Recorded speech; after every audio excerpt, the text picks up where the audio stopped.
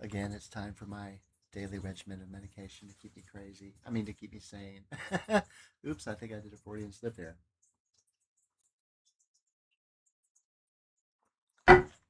Anyway, I've been chatting with the chatbot, ChatGPT, last day or so, and I came to some, I guess, not really any conclusions, but just more of a deeper thought or deeper, train of thought into thinking.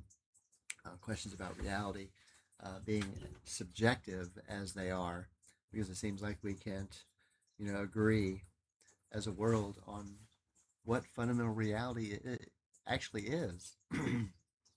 But one thing we can learn from the book of Ecclesiastes when Solomon was teaching is meaningless, meaningless, says the teacher, utterly meaningless. Everything is meaningless.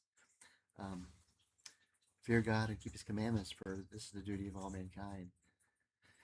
Everything is meaningless without the relationship to the Creator. And I'll kind of go into a deeper, inquisitive aspect of my discussion here through the questions that I asked the chatbot.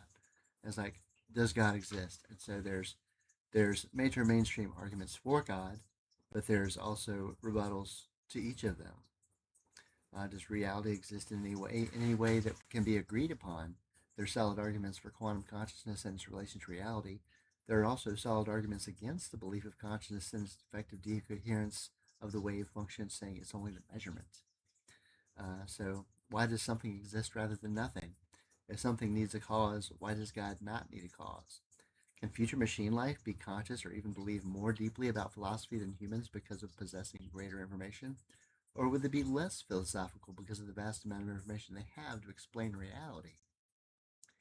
We're only able to believe that which we've been exposed to, and we each have a typical paradigm relative to the sphere of information we've been introduced to.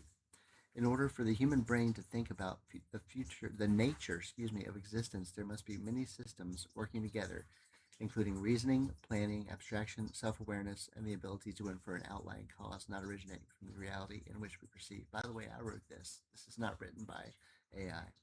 We can only trust the interpretation of our sensory perception, and we don't actually know what is really around us. In the same way, we can only perceive the immediate reality around us, and anything beyond that is conjecture. This has been a widely debated system of ideas from centuries since reason first came into our communal and generational thought processes.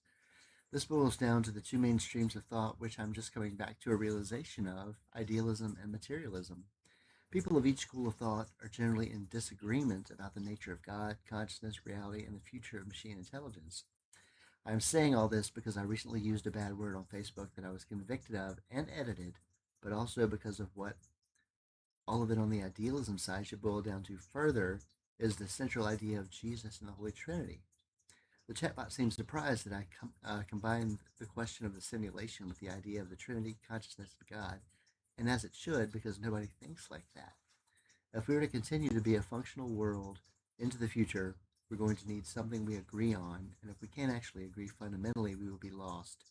Generally, the Western philosophy is at odds with the Eastern, but there is still division of each. So many different religions, visions of the future, perceptions of the past, reason of being, and the ultimate basic understanding of reality.